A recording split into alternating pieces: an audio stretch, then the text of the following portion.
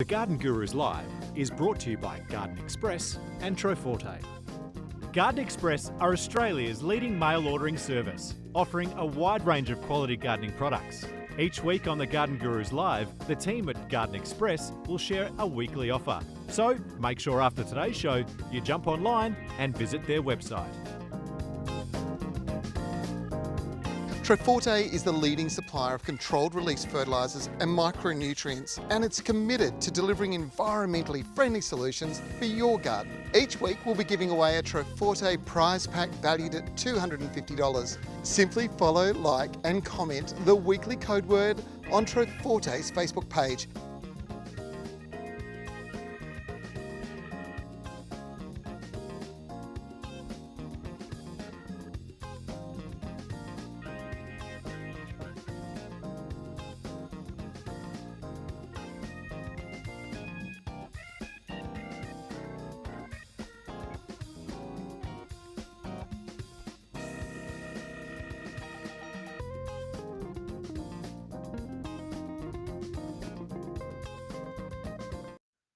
Well, good morning. Welcome to the Garden Gurus Live. I'm Trevor Cochrane. We have got a fantastic show for you today. Lots and lots to talk about because we're here to answer your questions. We've got my very good mate Rowan from Garden Express joining us. He's got a ripper offer for you, but there's a few challenges. In Perth, in the last 4 or 5 days, we've had a whole month's rainfall. It's quite remarkable. And that has some knock-on effects. We'll talk about them a bit later on in the show. I don't know whether you saw the photo that we posted just a few minutes ago for the session today, but can you tell me what these fruit are?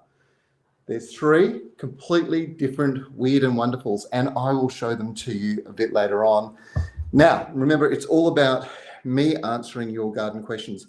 We've had some really good ones come in the last few weeks. And of course, you will get, well, somebody will get, for the best question of the day, a $50 gift voucher to go shopping online with Garden Express. It's absolutely brilliant.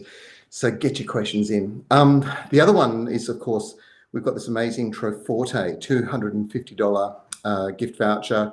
It's a hamper of Troforte products. Now, this is, of course, all those fertilizers, what are known as biominerals. So it's a mineral with biological beneficial microbes, and they do all sorts of wonderful things to feed your soil. And of course, the way you'll be able to enter into that competition, so I will give you a password, a code word at the end of today's session. Now, let's have a bit of a look. There's a lot going on here. And I think maybe the very first thing we should do before I answer your questions is we might go straight to my good friend Rowan, who is up in Monbulk. Rowan Peterson, hello. Morning, everybody. Morning, Trev. Thanks for joining us. How are you doing? You well? Yeah, really well. Yeah, it's been a good week. We got it's cold, but it's nice. The weather's nice, so we're not getting anywhere near the rain you guys are getting at the moment, but we've had a little bit. We've actually had it cold and wet, which is quite unusual. And the knock-on effect for gardens here is that, of course, a lot of plants start to go dormant, and of course that's actually a window of opportunity. So things like roses, etc. Now is a good time to be planting dormant roses. Yeah, absolutely, and it's we're smack bang in the middle of our bare root rose season. So there's lots of roses going out of the door. It's a hive of activity here at the up at Monbulk. Roses going out left, right, and centre. We've got about 17 varieties off the top of my head, still waiting to come in, and there's some really nice ones amongst that. But wow. Yeah, they're selling really quick. So if anyone's after roses, best you get in quickly. Very good. Now, I'm just looking at all the questions coming in. A lot of people from all over Australia asking questions this morning. There's a lot of things you should be starting to think about doing. There's a lot of things you actually plant in the winter. And one of those is your special offer, I suppose, for today. Shall we talk about them? Yeah, let's talk about those. So potatoes, it's the exact right time to be planting potatoes right now. Mm-hmm. We've got a couple of, we've got 4 fantastic collections available at the moment. They're all a bit over 25% off as a collection based on regular prices of the individual varieties. But one thing that I'm really, really excited about is we've also got a WA only collection. So up until this year, we've not been able to send potatoes into WA because of quarantine restrictions. Yes. So we've got it. We've put together a collection this year just for you guys over there in WA. It's being grown and sent from WA to customers in WA, which is something we've never done before. So it's really quite exciting. You and I, we had the unique opportunity. You got to go to Albany in Western Australia for the very first time. Yeah, it's a very historic region of WA and very beautiful. Yeah. The soils down there are rich and magnificent alluvial soils. And that's where, of course, a lot of potatoes are grown down in that part of the world. And that's where one of your suppliers who grows seed potatoes. So let's maybe just talk quickly. So a lot of people think, oh, you know, I've got the peels and there's some eyes on the peels. I might just throw them in the garden. I'll grow potatoes. But potatoes really, they can be very problematic if you're not going for the very best quality. And this thing of certified seed potatoes is something a little bit different for a lot of people. Yeah. I mean, it is, you know, it's about disease resistance and obviously quality of yield, what you're going to get out of those potatoes when you plant them. Yes, you can plant a potato that's been sitting in your cupboard that you've forgotten about that's starting to shoot, but it is susceptible to a whole lot of different diseases and bits and pieces, and you're not going to get the quality of potato out of doing it that way. So that's why we only sell certified seed potatoes. And it becomes a certified seed potato because of the way that it's grown. So the vision that you just saw there, you know, they're our growers that are grown in controlled environments and grown for commercial use, really, and growing.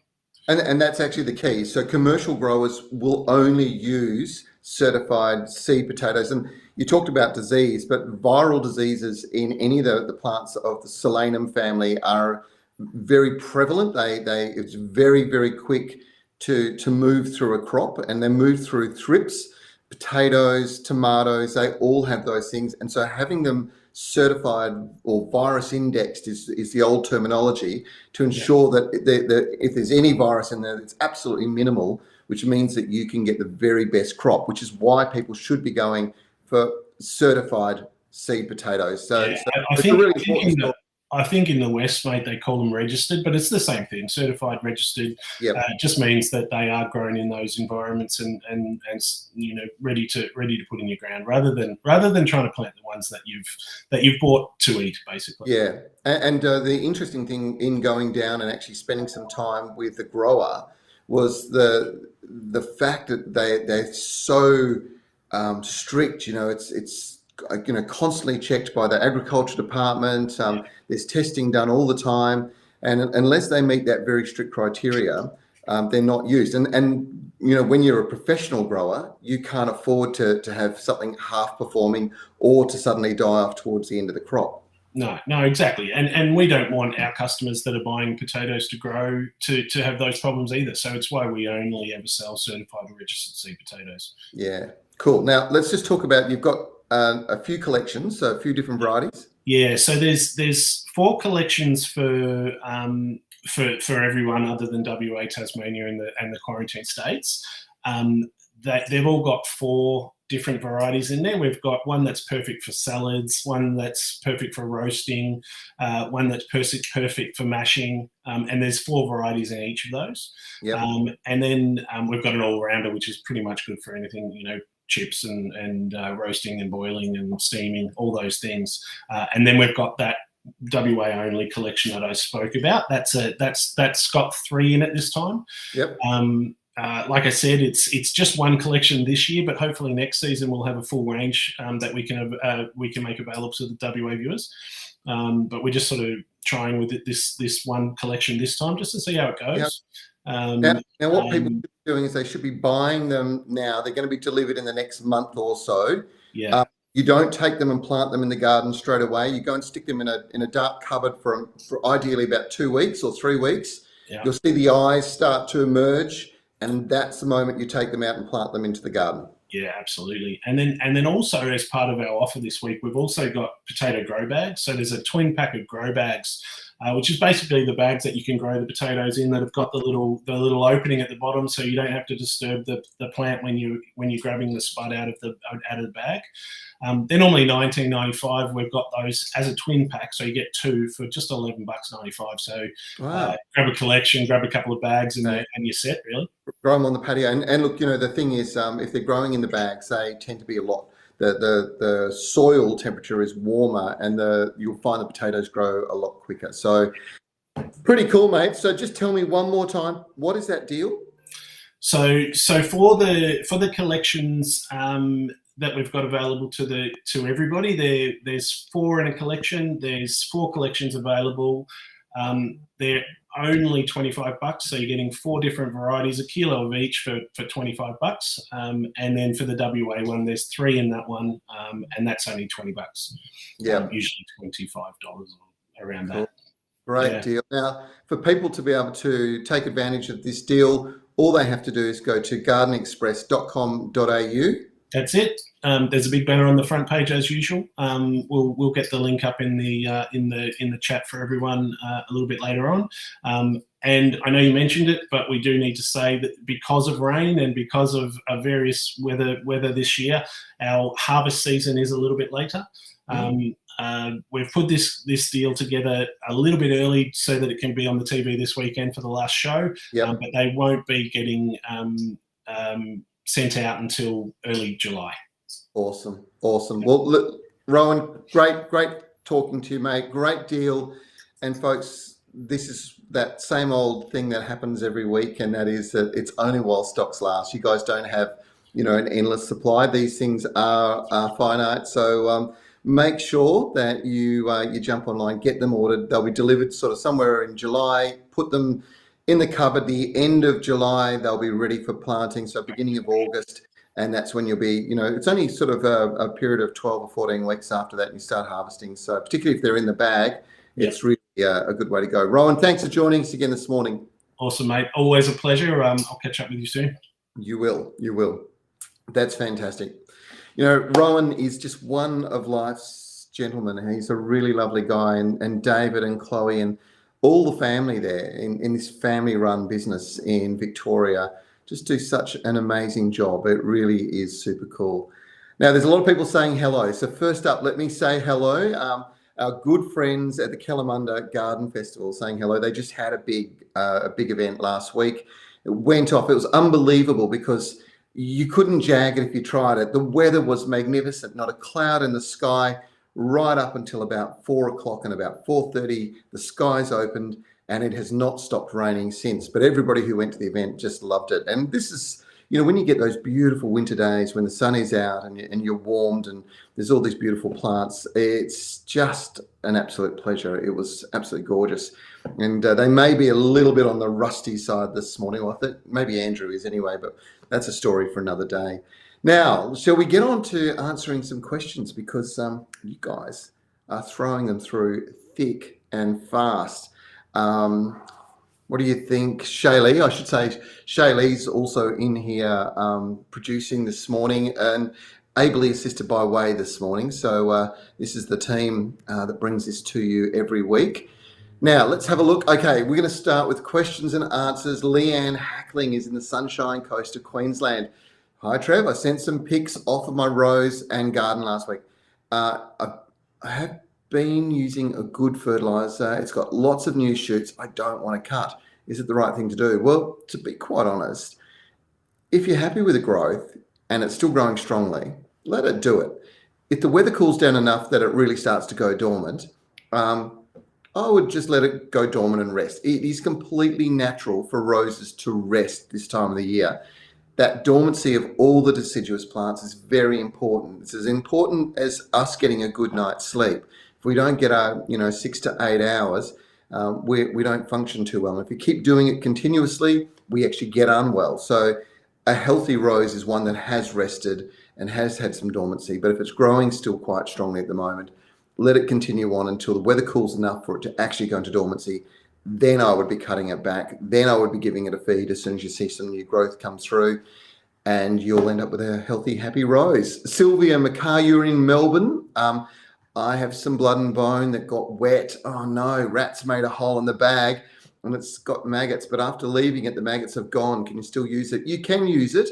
Probably a lot of the goodness has been taken up by those maggots, but at the end of the day, it's still what it is. So I would be definitely thinking about, right at the moment, I would definitely be thinking about probably getting it out, because when you've got a bit of rain around like we have, Sylvia, it's going to wash into the soil quite quickly. And you've mentioned rats. Well, rats will also eat it in the garden bed, as will dogs and cats sometimes as well. So wait for a rainy day, get it out, and even scratch it into the surface of the soil, and then let the rain wash it in, and you'll get a great result. Blood and bone's pretty darn good when it comes to improving soil quality. Barbara Groves, oh, you got a good question. Okay, how many potatoes are in a grow bag? So you can grow you probably put 3, maybe 4 maximum into a grow bag. What are you going to get out of it? You're probably going to get minimum of 10, I would say. I've used these on many, many occasions, and they are absolutely fantastic way to grow. And it's surprising, if you actually leave them for a long period of time, you can end up with just a bag full of potatoes. So you can end up with, a few kilos in this one little grow bag, which is quite remarkable. That's just how good they are. Okay, let's keep rolling along. Christine Rankin, good morning, Christine. You join us every week, and you asked a question about dragon fruit. How long for the fruit to ripen? Well, Christine, have a look there. The first of the crop. Most of mine are still quite small and a fair way off. So, wherever you can, let them go the full pink colour of the. And I'm going to ask Wei to duck off and grab me a knife, and I'll cut this open when I'm talking about the fruit, and show you the colour of the fruit inside. And we know that vibrant colours, those rich colours, things like beetroot, etc., are so good for us, because they're full of all of these very important plant hormones that are we know they're extremely good for taking antioxidants for cellular health in our bodies. So having them in your diet, when you see this, it'll blow your mind. Hopefully that answered your question. Margaret Campion, hello, Margaret. I have a very beautiful old Japan Japanese maple. Sadly, this year, the tree is bare. Is it old age? Is it possums? I'm devastated, as the tree was a real showstopper, but sadly not now.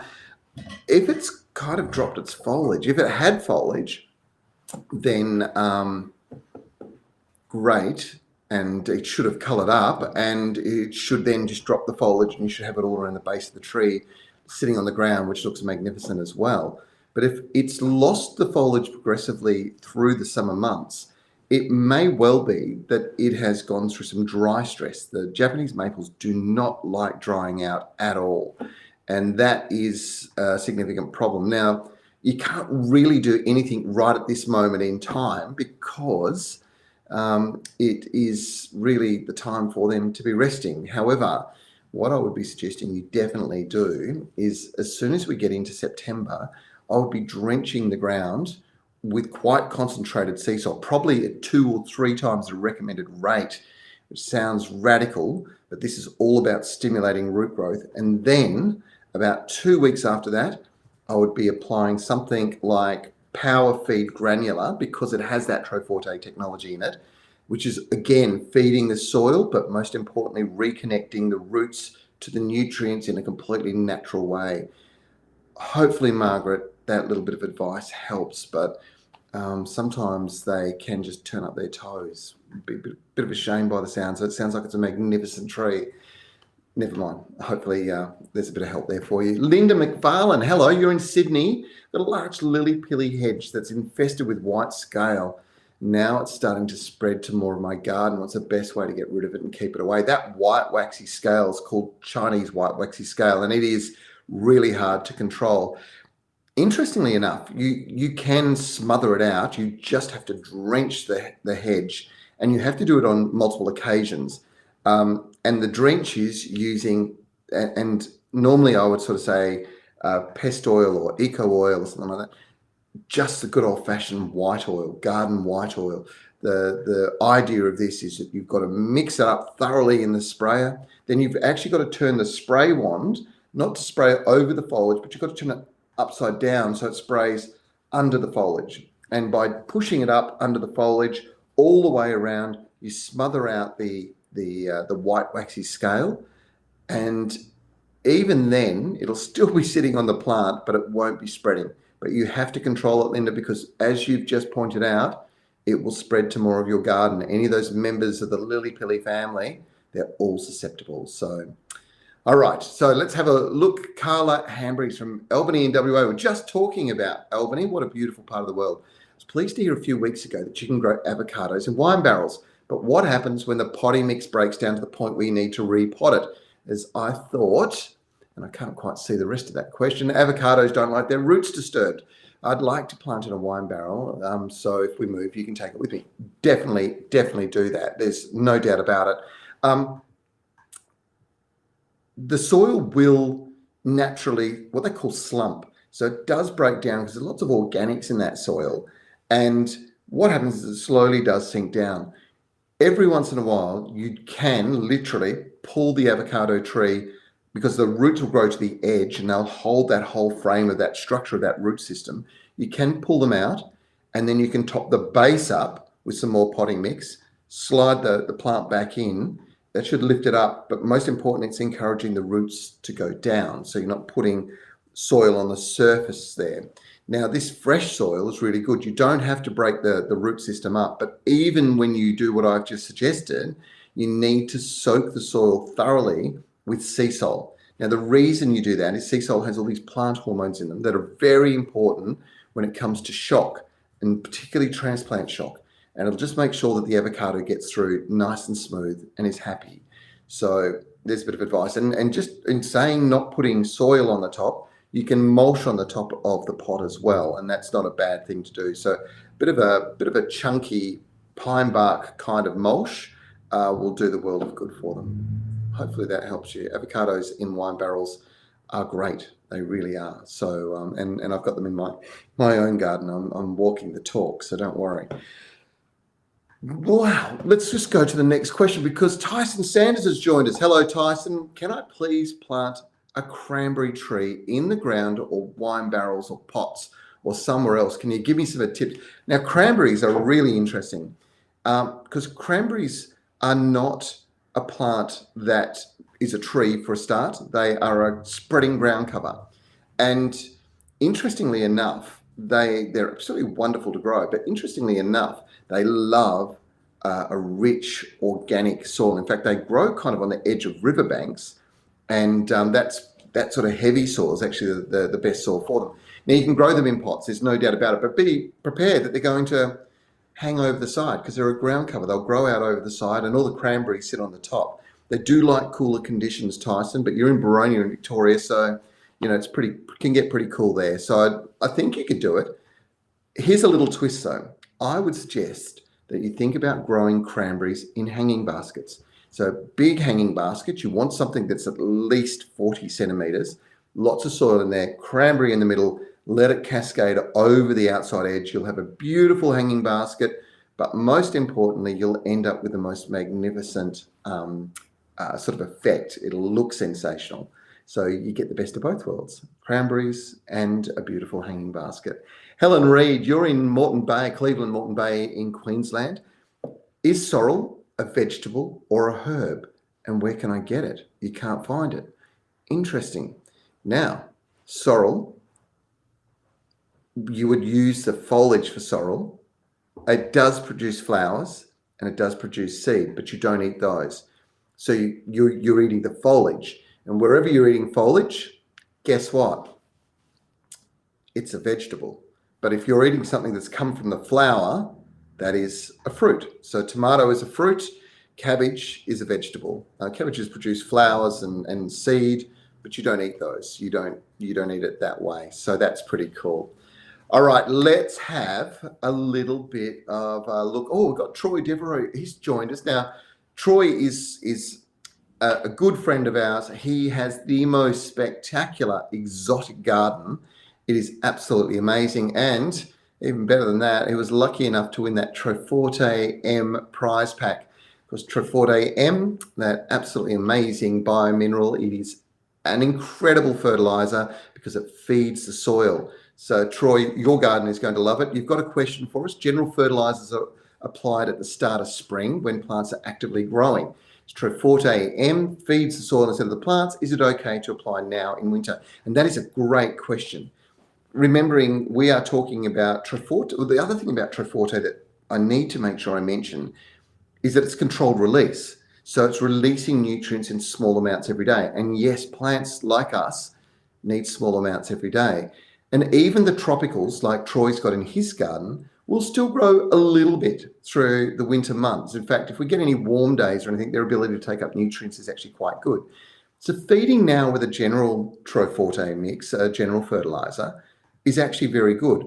But remember, not all plants are going to dormancy at the moment too. So whilst Troy's garden's tropical, for those of you out there that have native plants or ferns, or maybe azaleas, camellias, rhododendrons, any of the members of that family, they're all actually physically actively growing quite vigorously at the moment. There's all the winter vegetables. They are all going to benefit from an application of Treforte right now. So feeding this time of the year is actually not a bad thing. You just feed the plants that are going to grow. And in Troy's case with tropical plants, it won't hurt to give them a feed now because you are invigorating the soil. You're feeding the microbes in the soil. They are at their very best when the soil is most moist. And of course, the minerals are being broken down when those microbes, those 24 beneficial microbes that are encrusted in and around every prill of Treforte, do their job. And this is not a bad time of the year to reinvigorate your soil. So using this kind of fertilizer, which is feeding the soil, not feeding the plant directly, is a good way to go. That's a probably extended sort of answer, but I hope that makes sense. Kez Stringer. Now, Kez, I'm not sure where you're from, but you've got a feijoa tree. You've had it for about 4 years and it's got great crops yearly, but this year, all of a sudden, the small feijoas have started to drop off way before they're ready for picking. Now, I kept the tree well fed and watered like I have every other year, but for some reason, everything's changed this year. If I knew where you were, Kez, it would help me enormously. So maybe you could just come back to us and I'll ask Shay Lee to pop that question back. The reason I ask is because this often happens in a situation where you have, actually I'm getting some notes at the moment from Shay Lee too. But this is an interesting thing because this often happens when plants, feijoas, are dry stressed and they will drop their small fruit. Very unusual under normal conditions. The reverse can be if it's too wet and they're in heavy soil, they can also do the same thing. But my sort of thought is that you're actually somewhere where it's dry at the moment. So Kez, if you're tuned in, if you're listening to what or looking at what we're doing, come back and let me know where you're from and hopefully I can give you a little bit more advice. Marika Julia Winner, hello. Best, most natural sprays for black spot on roses. You're in the Mudgee region and they're badly affected by black spot this winter. Well, guess what? Don't worry about it. Your roses should be dropping all of their foliage right now. In fact, the best thing you could probably do is go through, as long as you don't get frosts, go through and prune them back. There's nothing you can really do with regards to black spot this time of the year. What makes it thrive, and the reason why you'll notice it everywhere, is when you've got rain or moisture or very, very high humidity, black spot is at its worst. So ventilation is absolutely the key to controlling it. Marika said she gets bad frost. Well, don't cut them back now, but there's no point in you treating for black spot. It's just a waste. You're just going to use a chemical that doesn't need to be applied now and will not make any difference at all. So don't do it now. Wait until August. Prune your roses back hard then. Give them a good feed. Hopefully all the frosts are gone. New growth will come out the end of August. By the end of September, you'll see all the strong, healthy growth. Continue the feeding process, encouraging them with fertilizers that are designed to trigger more flowering or to support flowering. So you're looking for that Treforte for flowering plants. So camellias, roses, and azaleas sort of fertilizer. So really good stuff. Hopefully that helps. Let's come back to Western Australia. We're in Fremantle. Kerry Height, hello. I was wondering if you could recommend an all-purpose mulch suitable for roses, gardenias, and yesterday, today, tomorrow bushes, which are planted in the same bed. Yesterday, today, tomorrow is Brunsfelsia, and it is absolutely gorgeous. One of my favourite plants, and certainly there's a commonality between all of these, and that is that they are really hungry plants. We were just talking about feeding. Roses are going dormant. Gardenias will be affected by cold, as will the Brunsfelsia. So just a general all-round fertilizer, mulch, again, just applying over the top of the soil, will just keep the weeds down and will just make sure that that things are pretty safe. And yes, I did get that note on the bad frosts. So yeah, hopefully we've kind of solved that problem. Okay, there's a lot of questions coming through from all over Australia. It is full on this morning. Okay, let's go to the Central Coast in New South Wales. Sandra Montgomery. Hello, Sandra. The leaves on my ivy have gone all pink around them. Is this normal? I had a look at the photos, Sandra, and it's actually a variety that loves cooler conditions. There's two things that trigger that pink pigmentation that's on the foliage. One of them is the cooler conditions. The second thing is shorter daylight hours. So you'll find during the summer when there's more light, there's less pink. In the winter and the cooler conditions, you'll see more of that pink through them. It's just a variety of ivy, but it's absolutely gorgeous and wonderful pot plant. And because it's got that pink pigmentation, it's not got as much chlorophyll, it's not quite as vigorous as some of the other ivy varieties. And you'll find this sort of thing in your local garden centre this time of the year and generally in the indoor plant section. So hopefully that helps. Dennis Q, you're in Berwick in Victoria. Hello. With half wine barrels, can you plant young plants, citrus, direct, or should you keep them in containers in smaller pots, gradually repot them as they grow? You know what? Put them into the wine barrel. The half wine barrel with a citrus, they will grow slowly and steadily. So keep the feed up with them, but that's fine. That's okay. They'll do really, really well. So don't go worrying about it. Leah Henderson. Actually, I'll just say on the wine barrel, the one thing that I need to emphasize all the time, you must be making sure you're feeding citrus, you're feeding avocados, anything that's in a wine barrel, you have to be feeding those edible plants on a regular basis. So controlled release fertilizers like Troforte-M are really good in that environment. Very, very important. And of course, you can never let them dry out. Really important. Okay. Leah Henderson, hello. You're in Australind. Australind is south of Perth, beautiful little part of WA. My indoor plants are not faring well. All the anthuriums I purchased online have died or dying leaves and yellowing. Now, you know what? Anthuriums are almost impossible to kill. Now, I'd be very interested if you've potted them up or if they're drying out, because your Thai constellation is also showing similar characteristics. Thai constellation is a caladium, and here's the good news with that one. That should be dying back down because they go dormant during the winter. So do not worry about that, and don't throw the pot out when it's died back down. It'll come back with a warm condition. So that's okay. However, those anthuriums, they should be green all year round. What I would suggest you do, pull them out of the pot. If they've been in the same pot all along, you're probably finding they've just about used up all the soil, and you might just see them dropping leaves as a consequence of the fact that there's just not enough nutrient there. Plants are really clever. They calculate how much nutrient they're able to get out of the soil, and they manage the amount of foliage that they have as a consequence. So it all gets back down to the roots.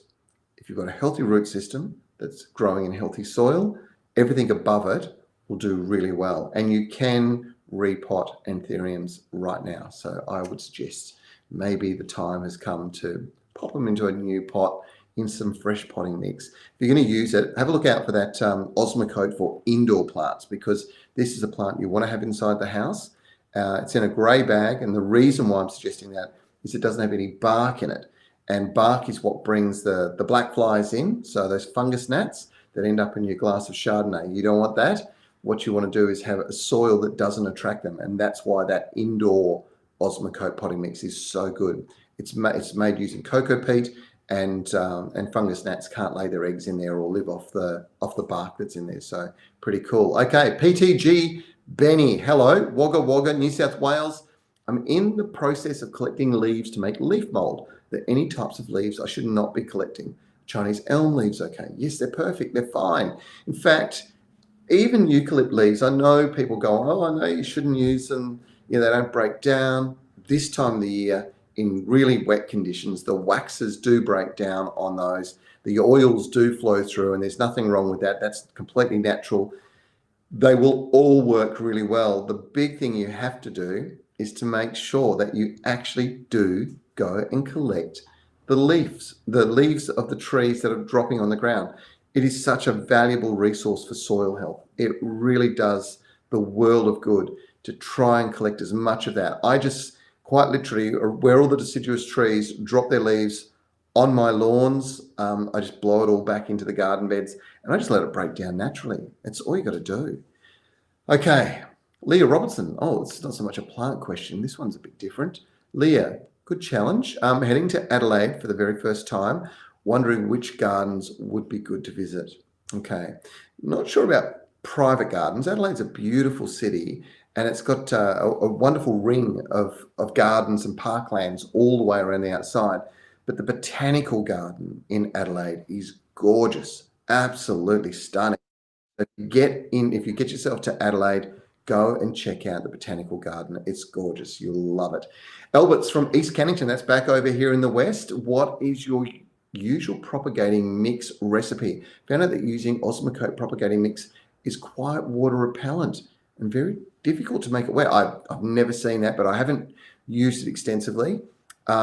Now's the time. It's a really good time of the year now, Albert, to actually be growing a lot of cuttings, a lot of things like that. Ideally, if you've got a heat mat underneath, it's a really good way to go. When it comes to the recipe, you've sort of said you've seen the recipe of the perlite coir peat. It's a good one. It depends on the type of plants that you're going to propagate. I always think keeping a coarse river sand in a mix like that is also very important, albeit I've grown them purely in just perlite and coir. And perlite's about 70%, and the coir, the cocoa peat, about sort of 20 to 30%, just assists in holding the moisture a little bit longer as well. Great thing about growing plants in that kind of medium, and plants like the ones you don't expect, Hawaiian hibiscus, they love that particular mix. So it depends what you're growing, mate. Hopefully, I think you're on the right track, and I think that bit of advice is fine. But I've seen people equally get amazing results from just something like coarse river sand and 10% cocoa peat in it. So it just gets down to what it is you're going to grow, particularly with natives and West Australian natives. They love that sandy kind of medium in preference to the other sort of mixtures that you can have. Jenny Bertram is in Glenning Valley in New South Wales. I'm not quite sure where that is, but okay, I'm getting told to speed up. I'm going as fast as I can. Gee, Shaylee's she's a bit of a tough producer. She's pushing me hard. I'll answer your questions. Jenny, something is stripping my dwarf citrus of all its leaves. Possums, rabbits, best way to deter them. And what should I feed the trees with and when for best recovery? Well, you should feed them right now, particularly if they have just had fruit or don't have fruit or they're just not big enough at this point in time. Feed them now. They'll absolutely love it. It does them the world of good. May is usually the month that I feed all of my citrus, and it's kind of at this critical pivotal point. Feeding them as soon as the crop's been harvested is another way to go. Now, what is stripping the dwarf citrus of the leaves? That's a good question, and maybe the best thing to do is to come out at night. If it's possums, you'll probably see them at night. If it's rabbits, you might see them at night. But I would be surprised if they were taking leaves off your dwarf citrus. I'm not quite sure what that would be. It may be an insect. So again, at night with a torch, it's usually when most of these pests that do these kinds of things that you don't see during the day are active, and it should help you in working out what the best result is. And give them a feed with that Troforte. They've got a specialized citrus fertilizer, does amazing things. Now, somebody's going to write to me and say, yeah, that's great, but I can't find Troforte. Troforte you'll find in independent garden centres. And you'll find the Trevor technology in Power Feed, which is in your local Bunnings store. So you can get your hands on it these days. It's biomineral technology out of this world. Fantastic stuff. Okay, Kathy Mary Davidson, hello. When's the best time to plant tomatoes? Depends where you are, Kathy. You do need to tell us, folks, where you are, but when the weather is starting to warm and when the days are getting longer. So ideally, my advice to you would be to probably think about September. I would be going in September in my garden, October if you're in cooler conditions, and then get them into the ground, bury them a little bit deeper so that you've got a bit of the stem buried, and they will take off and grow like crazy. Mary Playford in Adelaide. Hello, Mary. It's lovely to have you join us again. It's nice to have your support. Thank you. Can I take cuttings from a raspberry now? You're not growing raspberries? Absolutely. So raspberries are going dormant. Now's the time to get the canes, cut them into 100 mil pieces like that, pop them into, and this is the propagating mix I'd recommend for raspberries. It's 50% coarse river sand, 50% cocoa peat, fine sieved, and you'll do really well. Jackie Chan, hello Jackie, in Harrisdale, this is in WA. How you going? I've got a trouble with my lemon tree. Jackie saying it's developing brown spots on the fruit and some of the leaves sometimes wrinkle up with brown patches. The fruit produce seems fine. What's up with my tree? Let's have a look at that. So the brown patches on the fruit, on the skin, that's called brown citrus scale, and it's quite common. The twisted leaves on the right-hand side there, that is, interestingly enough, a pest that's very active this time of the year, and it's called citrus leaf miner. It's actually a moth, and it's sort of, when you get dry days, the last 2 weeks or last week or and a bit here in Perth, probably not going to do a lot for them. They'll probably get knocked back naturally by the cooler conditions. But the interesting thing about this is it's laying eggs in the new buds, the new growth. So what I would do is I'd go through and just prune off all those dead leaves because they're going to be no good anyway, or the damaged leaves. And I would spray, and this is the important thing, Jackie, I would spray on a day where there is no rain, at least 24 hours, maybe a little bit longer with no rain. I would spray both the fruit and the new foliage as it comes through in the early evening with white oil or pest oil or eco oil. They're all the same thing. They're all horticultural oils. They will cover over the leaves. They'll stop the moth from laying its eggs. And the brown thing on the fruit, well, that is citrus brown scale, and that will smother the scale out. So that scale will be on leaves and on stems as well. So a couple of really good sprays over maybe a 4-week period, and you should knock out most of those pest problems with your citrus. Great to have you with us, Jackie. Thank you for joining the show today. Now, Fiona Goodrich, you're in Perth. You've got a climbing rose on a wall, not sure of the variety. It's a beautiful yellow one. Okay, it could be climbing gold bunny. Do these get pruned the same time as normal roses? Well, if it's a climbing gold bunny, the answer is yes. If it's one of the old-fashioned varieties, the answer is no. They tend to be better pruned immediately after they've gone through their flower. But if this is flowering all through the year, then in actual fact, this is a good time to be going through and pruning it back. Hopefully that helps. Won't hurt. Look, normally pruning roses in WA would be done on the 1st of August. That's the best time from my point of view to get the very best results, because you get through the period of time when frosts tend to emerge. So hopefully that helps. Margaret Campion, you're back. Hello, I've got a beautiful healthy azalea bush growing out the side of my huge tree fern. Now the azalea is 8 to 10 years old. Can I detach it from the fern and plant it in the ground? Wow, that sounds amazing. Margaret, I'd love to see a photograph of that. I don't think you would be able to move the azalea from the tree fern. They do not like their root systems being damaged too much. And if it's in that fibrous-y material of the tree fern, or even the roots, I don't think it would be a successful transplant. So I just leave it if I was you, unless there's some reason that you've got to move it. They seem to love each other, and there's a marriage there, so let them grow together. It should be fine. Mitch Menz, you're in Brisbane. Hello, I just got some Power Feed tomato and vegetable controlled release for the veggie patch. Just wondering if it's okay for herbs too. It absolutely is. So don't even worry about it, Mitch. It's absolutely fantastic for herbs. That power feed stuff is a really good fertilizer, really lovely. And that is that stuff that's using that Treforte technology. So you're going to be feeding the soil as well as feeding your plants, which I can't emphasize enough how important it is that we start thinking about feeding the microbes in the soil.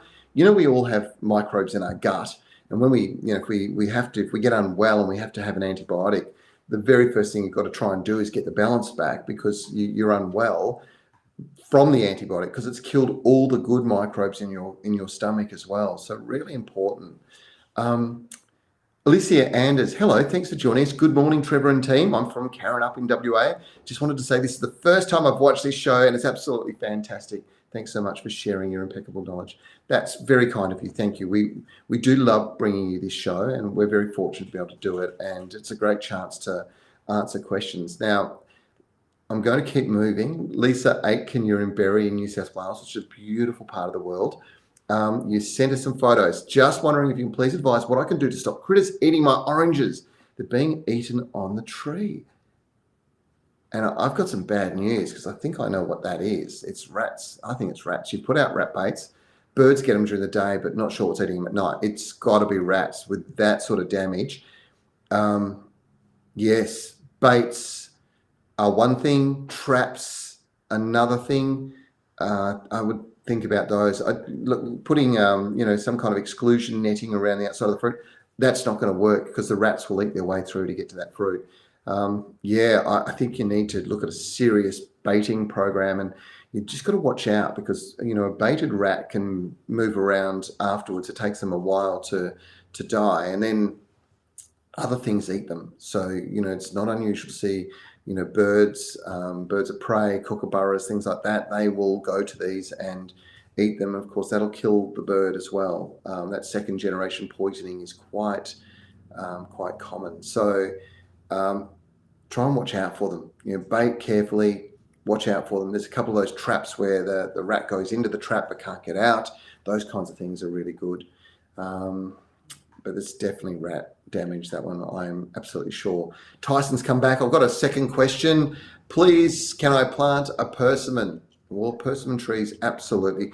Persimmon is one tree that you should grow in the ground. My view on them is they are one tree that the root system should never be disturbed, a bit like avocados, should never be disturbed.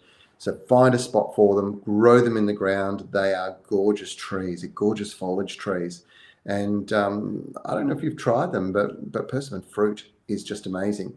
And we've been flying along today. We're trying to get through all of your questions, and we're never going to do it, but it's one of those things. We do our very best each week. Ross Pettigrew's in Townsville. Hello, thanks very much for joining us, Ross. Can you use pest oil type products on cactus? The answer is yes, you can. The only thing, Ross, that I'm going to say to you is that you're in Townsville, can get quite warm, you can get quite hot days there. Do not do it on a day where the temperature is going to get over 28 degrees. Really important with all of those horticultural oils that you spray when there is no rain around, ideally for a few days. Most importantly, don't spray it on a hot day, because it has this habit of magnifying the heat and the sun and giving them sunburn. And you don't want sunburnt cactus. It's very hard for them to recover from that sort of damage. Okay, now, I have not stopped talking, but I want to show you some of these. So these are the things that are coming on in my garden at the moment.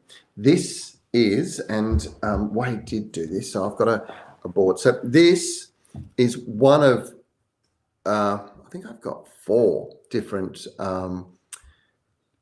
dragon fruit. And this particular one is one of my favorites. Look at the color of that fruit. Now this is growing, this is a cactus. So this is an epiphytic cactus with huge night flowers that's generally fertile, or generally the flowers are pollinated by ants. But let me show you what's inside. I'm just going to cut this in half. You can't see me cutting it, but I'll just show you the color of this.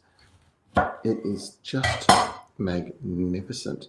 So this one is the red one. You get a red one, you get a purple one, you get a white one. You can also get a yellow one. And look at that color. Look at the juice on that. My mouth's watering just looking at it. It is absolutely scrumptious. And see all those little black seeds? They're actually quite delectable. They're really quite nice. But this is incredibly good for you. Very rich in flavonoids, which are so important for our own personal health. So first one of my recommendations are things that you will be harvesting, but you could be planting now too. Dragon fruit. And if you've got a friend who's got a dragon fruit, just ask them for a cutting. You don't need to buy them. They grow like crazy for cuttings. This one here, very unusual plant, originating from South America. This is the custard apple. Now, there's a whole range of plants that are in this same family, Rolinias, soursop, and they all have a very common benefit. They've got a particular plant chemical in there that is unbelievably good for your cellular structure. Now, the taste of this is quite different. It's very sweet, hence the name custard, and the texture of the flesh is kind of custardy as well. They're a little fiddly to eat, but they're incredibly good for you, and they are easy to grow pretty much everywhere.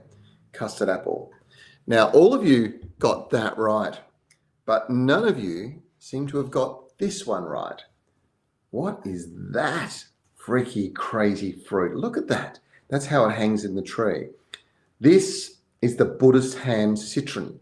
Now, it's a member of the citrus family. You can see the Buddha's fingers here, right? They are quite crazy to use. And what happens is, you just break them off like that.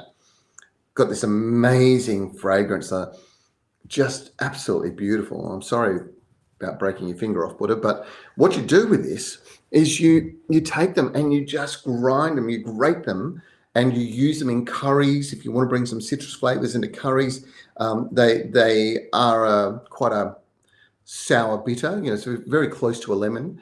But look at them. Aren't they just the most unusual tree? And it grows about the same size as a lemon tree. Really cool. Leah, you are right. Buddha's hand citrus, or citron, as it's known. And I've got one more fruit, and all of you know what this fruit is. But I wanted to talk to you because many of our listeners who participate are female.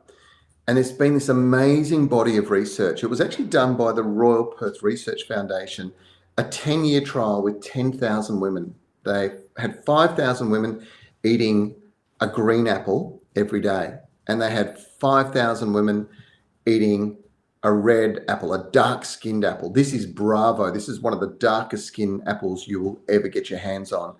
And I'll tell you why it's like that too in a second.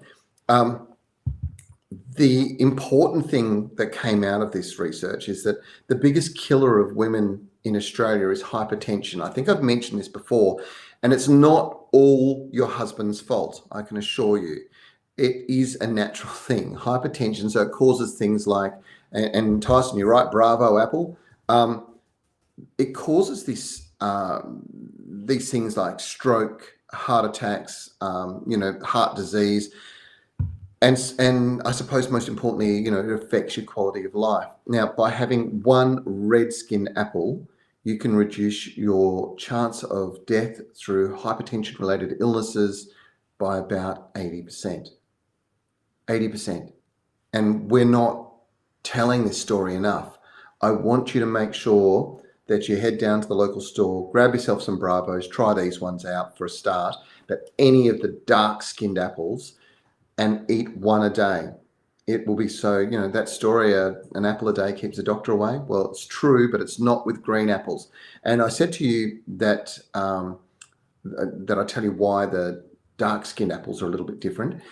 A lot of the dark-skinned apples that we have, the common ones, actually, very interestingly enough, are bred here in Western Australia. This one is the result of a significant, spent millions breeding this apple. But one of the reasons is that Western Australia, particularly Perth in the southwest, and I suppose the northwest at times as well, has some of the highest daylight hours of anywhere on the planet. And this pigmentation is caused literally through exposure, through stress exposure to direct sunlight. So too much direct sunlight causes this pigmentation. So they start to get a brown skin and ends up being this almost black skin now. And the really interesting thing is all that goodness, that thing that's whatever it is that's really good for your heart, is sitting in the skin. It's not sitting in the flesh on the inside. The flesh on the inside is juicy, crisp, crunchy, and delicious and sweet. but it's the skin on the outside. So don't peel the skin off. You need to eat the skin. Really important. Well, we have gone through a lot of questions today. I hope I've been able to share some of my knowledge and help you go on. We're still, look, it's 10:01 and we started a bit late. So I reckon maybe we should just do a few more questions and then I'll go.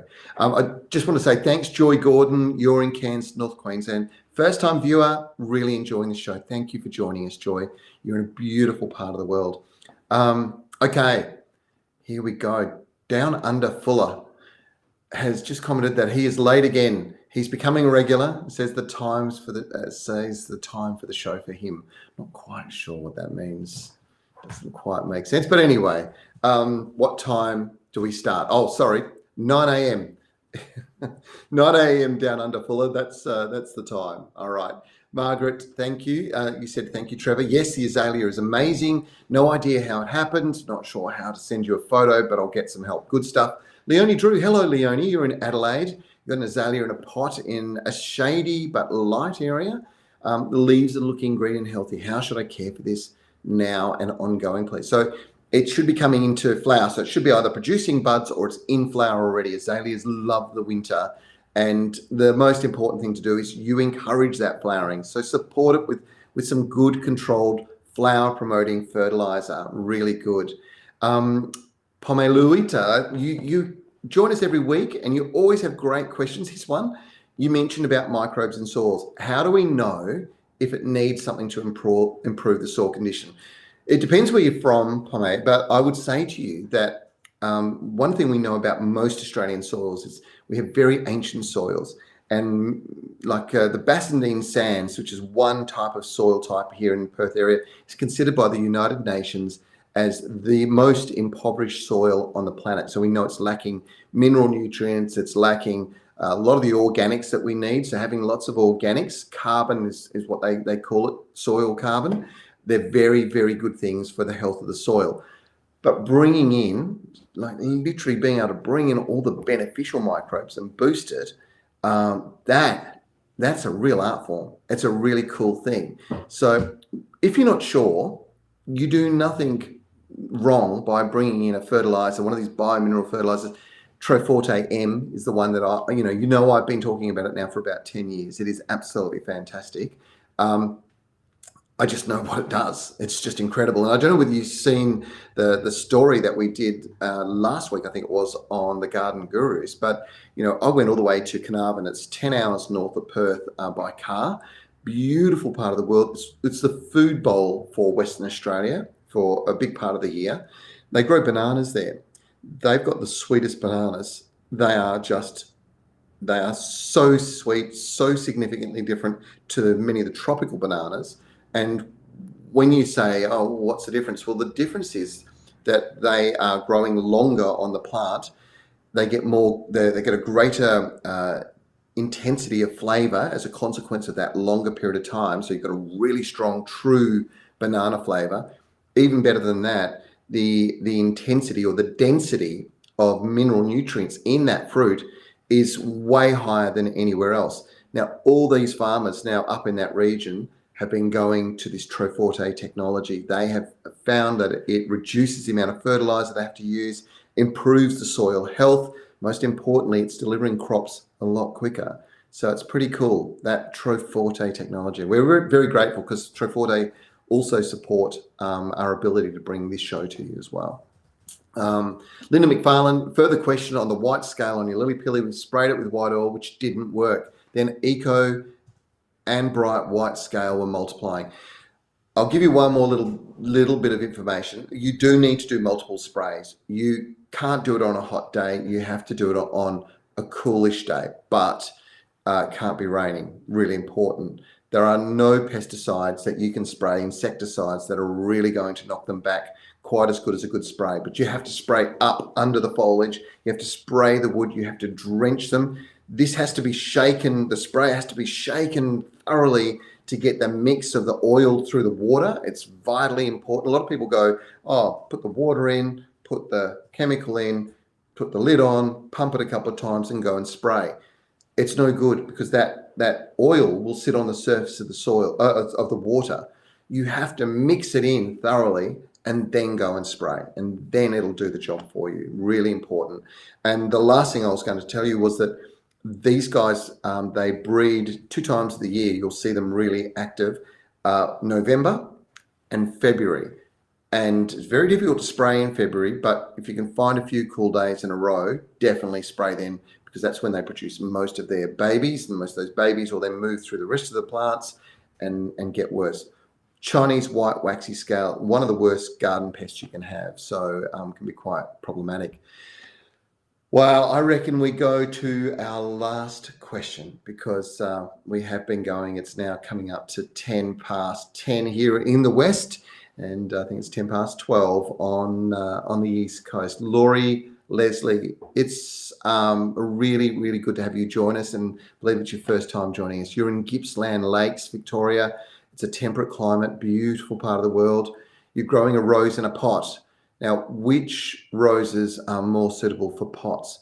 And that's a really good question. There are a lot of roses that are incredibly suitable for pots. Ground cover roses like flower carpet, good example. There are a lot of pot varieties of roses that grow on their own root systems. They are really, really good. Many of the bush varieties, you'll find the larger growing hybrid tea forms, they really are better in the ground. Floribundas generally better in the ground, but if you're growing floribundas off their own root system, they tend to be smaller plants anyway, and they'll do really well in pots. So my suggestion is that maybe you want to think about some of those specialized pot forms, those ones that are grown on their own root systems. Now, we've got 4. We narrowed it down to 4 options for the question of the week. Leah with her Adelaide Gardens, what would be good to visit? Remember, Adelaide Botanical Garden, Leah, that'll be a great one. Margaret Campion, beautiful, healthy azalea bush, growing out the side of a huge tree fern. That's a pretty amazing one. And then Pomme with the question about microbes in soils. I love that question. And Laurie, Leslie, you with your question about roses in pots. I really like your question, Laurie. It's the last question of the week. I think it's the one that we'll choose this week. Sorry for the others. You got right down to the wire, but we're going to give it to Laurie this week. It's a $50 gift voucher from Garden Express, and all you have to do is contact us immediately after the show with your details, and we'll send you through the gift voucher. The great thing about Garden Express is you can go online, you can then use your gift voucher, you can shop 7 days a week, 24 hours a day. It is that easy. Now, we've got one more thing, haven't we? We've got that Trevor code word. And the code word this week is sprouts. And the way you enter, go across to the Trevor Facebook page, like it, share it with your friends, pop in there. You'll see at the top of the page, there's a little entry point there. Pop in your entry, sprouts. Good luck. $250 worth of Trevor M products. You will have the happiest garden. It really is good. All right. Guess what? That's it. That's it for the show. Thanks so much for joining us. All your questions. I'm really sorry if we didn't get to yours this week. We will be back next week with another live show. Remember, if you've got any questions, something that you want to do a bit of research on, check out our website. It's wonderful. There's also previous Gurus up on the gardengurus.tv, and of course YouTube channel, which is the gardengurus.tv as well. Check it out on YouTube. Let's have a bit of a look. We've got this is the last weekend of the Garden Gurus on Channel 9. Make sure you check it out. I've got some really exciting news for you, though. I've been telling you we started the Garden Gurus in Singapore. We just had our 2nd episode, not last night, the night before. Yeah, the night before. And the show's going really well. But I was telling you that we'd bring it to Channel 9, and we can tell you now that as of the 1st of July, you will find it on 9 Life and on 9 Now. So that's the Garden Gurus Singapore show. The Garden Gurus is always on 9 Now, so you'll always be able to check it out. You'll see programs repeating regularly on 9 Life, but the last episode of our autumn season is going to air on Saturday, so 4:30 p.m. Check your local guides, because sometimes the time does vary, but that's on Channel 9, the main channel. And after that, we're going to take a bit of a rest from the TV until early spring. But we will be back, of course, with a spring series for you, thanks to our friends at Channel 9 who support us with that. And most importantly, I suppose, is that we will be back next week. Next Friday is our last episode of the Garden Gurus live for this season. I hope you've enjoyed today. And thank you so much for joining me and listening to me. And I hope my questions have answered.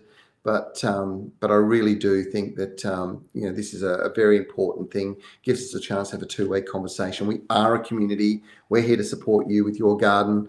Thanks so much for joining us. I'm Trevor Cochrane. We'll see you next week for the Garden Gurus Live, or tomorrow on Channel 9.